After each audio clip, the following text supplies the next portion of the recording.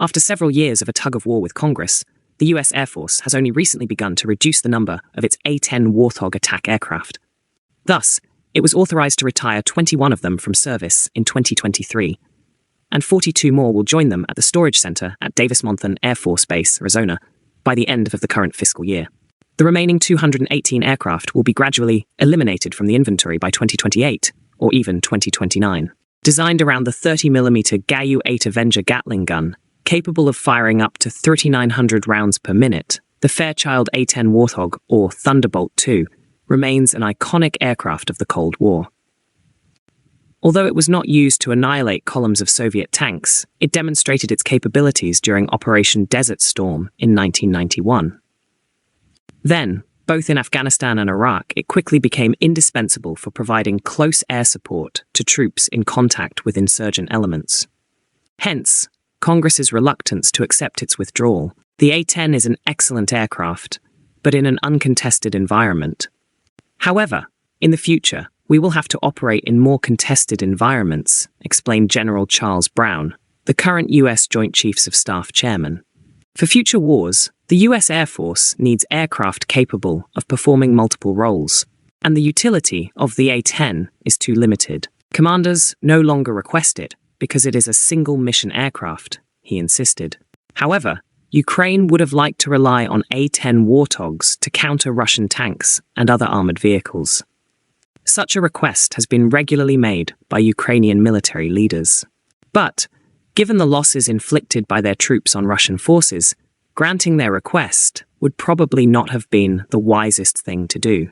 Furthermore, last April, during a parliamentary hearing, U.S. Air Force Secretary Frank Kendall hinted that Kyiv's interest in the Warthog had waned. On the other hand, he affirmed that at least one other country had expressed interest in this aircraft. It remained to be seen which one. In the past, Colombia had considered asking the United States to lease a squadron of Warthogs to support its operations against the FARC rebellion and drug cartels.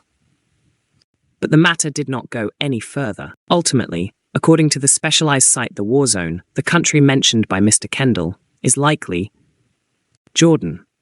At least, this is suggested by a report request made to the Pentagon by the Senate Armed Services Committee as part of the review of the Annual Defense Policy Bill, NDAA, National Defense Authorization Act, for the 2025 fiscal year.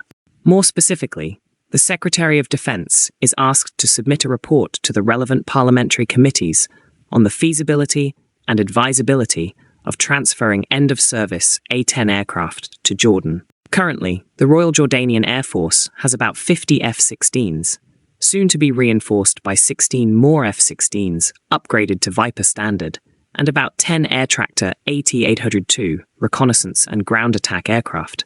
These aircraft are notably used for counter-terrorism and anti-drug trafficking missions, particularly Captagon. Moreover, on July 10th, NATO announced its intention to open a liaison office in Amman. This decision demonstrates the major role played by Jordan as a model of stability in the region and in the world, and as a long-standing reference in the fight against transnational threats, justified the organization. However, the possible transfer of Warthogs to the Royal Jordanian Air Force entails several challenges. While the environment in which they are expected to operate is not contested, their maintenance will be very complicated, as some spare parts are now very difficult to find. Now, do you really think Jordan has any use for A-10? Let us know in the comments.